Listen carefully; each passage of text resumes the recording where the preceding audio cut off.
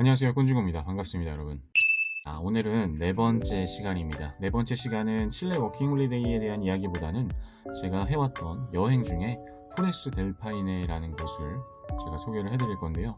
이곳은 하나의 국립공원이에요. 전체적으로 토레스 델 파이네 같은 경우는 W 코스와 O자 코스라는 게 있습니다. 이 O자 코스는 이 전체적 국립공원을 한 바퀴 도는 코스로 약 7박 8일 정도가 걸리고요. W자 코스는 3박 4일 코스로 주요 부분만 찍고 내려오는 그런 코스입니다.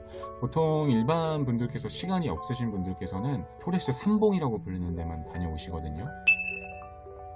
이런 투어도 따로 준비가 되어 있으니까 혹시라도 궁금하신 부분들은 인터넷 검색으로 충분히 찾으실 수 있을 겁니다. 제가 출발했을 당시에는 9월 초에 갔기 때문에 9월 초에는 엄청나게 눈이 많을 수밖에 없는 그런 시즌이거든요.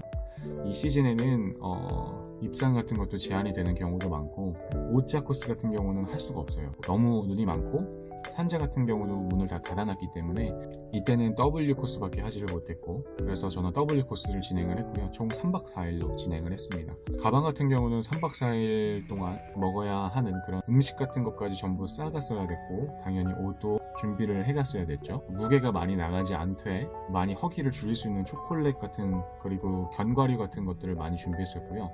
고기류도 저는 많이 준비를 했었어요. 고기를 먹는 게 힘이 나잖아요. 그러니까 그런 부분에 신경을 좀 많이 썼었고요. 먹을 것 같은 경우는 덥고 바로 벗을 수 있는 그런 옷들을 저는 많이 가져갔었거든요. 아무리 겨울 시즌이라고 해도 이게 내가 몸이 추울 때는 엄청 춥지만 또 걷기 시작하면 땀이 금방 나기 때문에 그런 부분을 잘 내가 커버할 수 있는 그런 옷을 많이 준비해서 갔었습니다. 우비가 굉장히 중요했던 것 같아요. 그냥 우리가 흔히 알고 있는 여기 위에 이렇게 쓰고 가는 그런 우비가 아니라, 군대에서 생각하면 판초 우비 같은 약간 제대로 된 우비를 가져가시는 게 좋은 게, 아무래도 고도가 높고 산이다 보니까 날씨가 굉장히 자주 바뀝니다. 그래서 그 자주 바뀌는 날씨를 대비해서 우비를 꼭 챙겨 가시는 것도 추천을 드릴게요. 여기 지금 보이는 데는 입산 과정인데요. 여기서 이제 표를 사서 들어가는 거예요. 이 내셔널 토레스 델 파이네 파크라고 되어 있죠. 내셔널 파크를 들어가기 위해서는 일반 외국인은 돈을 꽤 많이 냈던 걸로 기억을 해요. 근데 칠레 워킹 홀리데이를 혹시 가실 분들, 그리고 지금 칠레 워킹 홀리데이를 하고 계신 분들께 한 가지 팁이라고 할까요? 우리가 갖고 있는 그 까르넬 있죠. 제가 저번에 말씀드렸던 시간 엄청 걸려서 찍었던 그 사진, 그 임시 거주증이 나오니까 그 임시 거주증을 갖고 가면 엄청 싸게 입산을 할 수가 있는 거죠. 그것만으로도 제 기억에서는 몇만 원 정도 아꼈던 걸로 저는 기억이 되거든요. 그러니까 칠레 워킹 홀리데이를 가시거나 임시 거주증을 갖고 계신 분들은 꼭 한 번쯤 그 기간이 있는 시간에 가보셨으면 좋겠어요. 처음에는 배를 타고 들어갑니다. 이 W자 코스는 내가 두 개를 선택할 수가 있어요. 왜냐면 W는 끝이 두 개잖아요. 내가 다시 돌아올 수가 없는 거예요. 지상에서 시작을 해서 올라가서 W 코스를 하고 페리를 타고 돌아오는 것, 아니면 페리를 먼저 타고 가서 W자 코스를 하고 그 다음 마지막에 3봉을 보고 오는 것. 이 두 개의 차이는 3봉을 먼저 보느냐 마지막에 보느냐예요. 이 3봉은 제가 처음에 보여드렸던 그 그림이거든요. 그러니까 자기가 잘 선택을 하셔서 하시면 될 것 같아요. 저는 3봉을 마지막에 보고 싶은 마음에 페리를 먼저 타고 가서 그 다음에 W자 코스를 이어갔던 그런 코스입니다. 먼저 페리를 타고 가면 볼 수 있는 그림이에요. 산을 좋아하시는 분들은 이 페리를 타고 가는 이 순간부터 엄청나게 떨리기 시작해요. 산을 좋아하시는 분들은 토레스 델 파이네를 어느 정도 들어보셨을 거라고 저는 생각이 되거든요. 그래서 이제 산을 타기 시작했을 때는 너무나 좋았죠. 보이는 그림들만 보셔도 아마 어떤 느낌인지 충분히 아실 수 있을 거라고 생각해요. 처음 구간은 빙하를 보러 가는 길이었거든요. 빙하를 보러 가는 길 자체도 너무나 예뻤고, 이때가 또 겨울 시즌이었기 때문에 빙하를 제대로 볼 수 있지 않을까라는 생각을 하고 갔었거든요. 대신 바람이 또 엄청 세고 그런 부분에서 조심하셔야 될 거예요. 이제 빙하가 보이기 시작하네요. 바람이 너무 세서 제대로 서 있기가 힘들어서 제가 저렇게 다리를 펼쳐놓고 있었어요. 저 끝에 보시면은 빙하가 보일 거예요. 그리고 바람 소리가 엄청 나죠. 밑에 보시면은 빙하가 조금씩 떠내려와 온 것들이 보일 거예요. 겨울 시즌이지만 아무래도 빙하가 계속해서 녹아가고 있다는 건 모든 분들이 아시는 우리 지구 온난화 문제라고도 생각이 되고요. 이런 식으로 이제 사진을 찍히죠. 밑에 보면은 빙하가 하나 떠내려온 게 보입니다. 이때까지 갈 때는 한 8시간에서 9시간 걸려서 갔고 다시 3, 4시간 걸려서 돌아와야만 하는 그런 구간이거든요.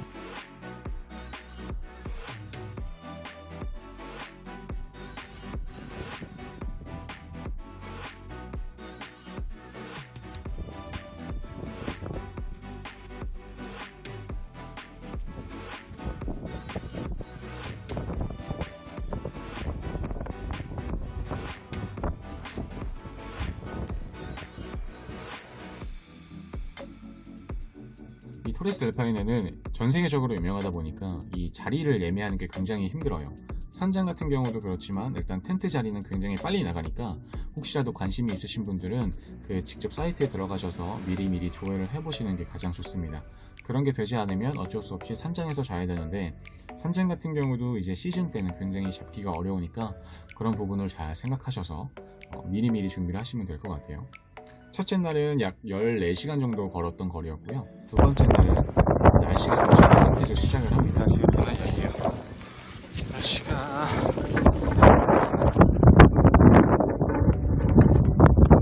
하지만 점점 시간이 가면서 좋아지는 날씨를 또 느낄 수가 있었죠. 그만큼 이제 산에서는 날씨가 굉장히 많이 변하니까 그런 부분을 잘 생각하시면 될 것 같아요. 이 당시에는 캠핑장이 닫아 있었어요. 그러니까 캠핑장을 이용을 할 수가 없었죠. 이때 먹는 라면은 뭐 말 안 해도 여러분들께서 어떤 맛일지 상상이 될 거라고 생각이 됩니다. 그리고 이 캠핑장 같은 경우는 이런 식으로 되어 있어요. 이런 거를 참고를 하시면 또 좋을 것 같은 게, 그냥 일반적으로 땅에다 텐트를 치는 게 아니라 이 위에 나무 같은 거 판자를 대어놓고 쳐주기 때문에 보통 캠핑을 하는 것보다 훨씬 좋다는 거죠.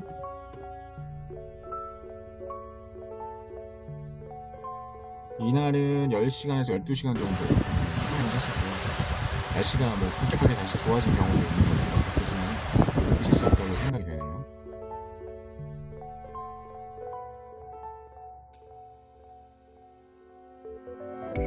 산행을 하다 보면 정말 여러 가지 상황을 맞닥뜨리게 되는데요.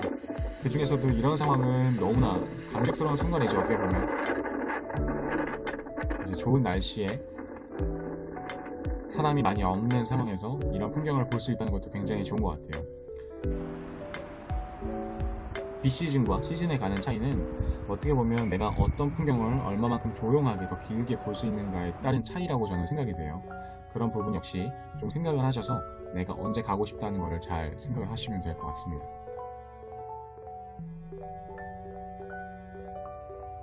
풍경이 그렇게 예쁘지 않다고 해도, 이게 예쁘지 않은 정도니까 얼마나 예쁠까요? 그러니까 좀 예쁘지 않다고 해도 많이 볼 수 있는 것들이 분명히 있다고 생각이 되거든요. 이런 풍경들을 좋아하시는 분들은 정말 꼭 가보시면은 왜 토레스 델파이네를 많은 사람들이 찾아오는지를 확인하실 수 있을 겁니다. 저는 충분히 3박 4일 동안 많은 감동을 받았었고, 이런 산을 저는 많이 좋아하기 때문에 계속해서 많이 다녔었는데 충분히 만족할 만한 그런 여행이 아니었나 생각이 됩니다. 이 말이나 나비 같은 것들을 타고 이제 필요한 물품들을 옮기면서 이렇게 생활을 하는 사람들도 꽤 많았어요. 다니시다 보면 이런 친구들도 많이 볼 수 있는데, 말들이 말똥 그냥 걸으면서 얼마나 싸대던지, 이제 해가 많이 떴을 때는 점점 녹아가거든요, 눈이. 그래서 이때는 올라가기가 더 힘들죠. 이 밑에 부분에서 올라가기는 굉장히 힘듭니다. 눈을 밟으면 신발이 젖고, 진흙을 밟아도 신발이 젖으니까 신발이 젖는다는 것을 생각하셔서 이런 거는 꼭 트레킹화, 그것도 좋은 트레킹화를 준비하셔서 가시는 게 제일 좋을 거예요. 이때는 눈이 많았기 때문에 장비 같은 것들도 전부 준비를 하셔야 되고요. 이제 마지막 산장에 도착하기 전에 보이기 시작한 상공의 모습이었습니다. 네, 이런 식으로 이제 다녔었죠. 짐을 한 15kg 정도, 6kg 정도 됐었던 것 같아요. 이걸 항상 메고 다녀야 되니까. 근데 이제 먹을 게 많으니까 먹으면서 점점 줄어드는 거죠. 여기 같은 경우도 이제 캠핑장은 이용을 할 수가 없어서 산장을 이용을 했었는데, 산장이 꽤 좋아요. 새로 지은 건물이기 때문에. 그래서 그런 부분은 걱정을 안 하시고, 내가 뭐 따뜻한 물 샤워를 해야 된다, 꼭 이렇게 해야 된다, 이렇게 하시는 분들도 가셔도 괜찮을 것 같아요. 이제 마지막 날은 삼봉을 보는 날입니다. 그래서 새벽부터 이제 준비를 해서 출발을 해야 되는데, 그 당시 사진들은 제가 많이 준비를 하지 못했죠. 아무래도 밤이고 위험하다 보니까 이렇게 이제 헤드랜턴이나 모든 장비 같은 것들이 다 있어야 돼요. 이때는 무조건. 그래서 이 헤드랜턴 같은 걸 가지고 천천히 올라가는 거죠. 천천히 올라가면 올라갈수록 불타는 삼봉을 보는 건 늦어지는 거죠. 저 같은 경우는 이 삼봉을 볼 때 선발대가 앞에 하나 있었고, 그 다음이 저였기 때문에 거의 아무도 오지 않은 그런 삼봉을 볼 수가 있었습니다. 지금 앞에 보이는 게 선발대고, 뒷면으로 빨갛게 달아오는 불타는 삼봉의 모습이 보이죠.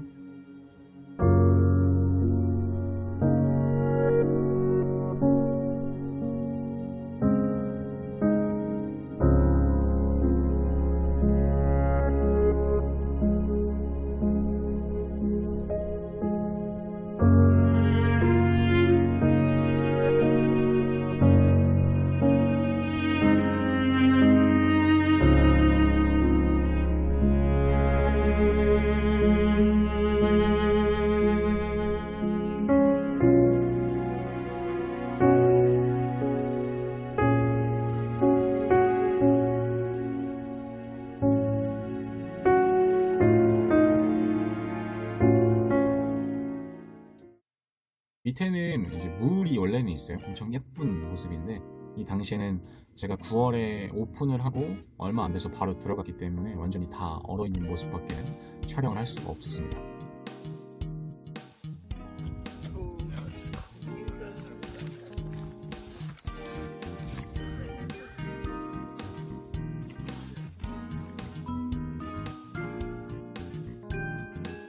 내려오는 길에도 캠핑장을 하나 볼 수가 있었어요. 이런 식으로 준비가 되어 있으니까 시즌 때는 아마 엄청나게 많은 사람들이 북적거릴 거라고 저는 생각이 되네요. 이 당시에는 손에 꼽을 정도였죠. 한 20명? 제가 이날 본 사람들은 20명 정도밖에 안 됐던 것 같아요.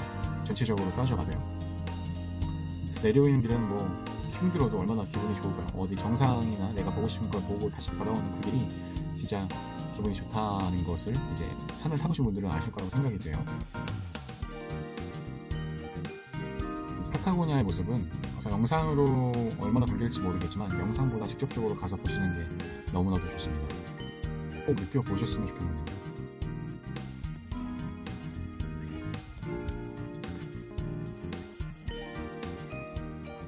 네, 오늘은 제가 토레스 델 파이네에 관한 이야기를 해드렸어요. 직접 해봤기 때문에 조금 더 알려드릴 수 있는 부분이 많았을 거라고 생각이 되는데, 혹시라도 토레스 델 파이네에 관련한 그런 궁금점이나 질문들이 있으신 분들은 밑에 댓글로 달아주세요. 제가 제대로 알려드릴 수 있는 그런 시간을 가져보도록 하겠습니다. 네, 오늘 영상은 여기까지입니다. 항상 행복하시고요. 봐주시는 분들 너무나 감사드리고요. 다음 영상에서 다시 뵙겠습니다. 바이바이.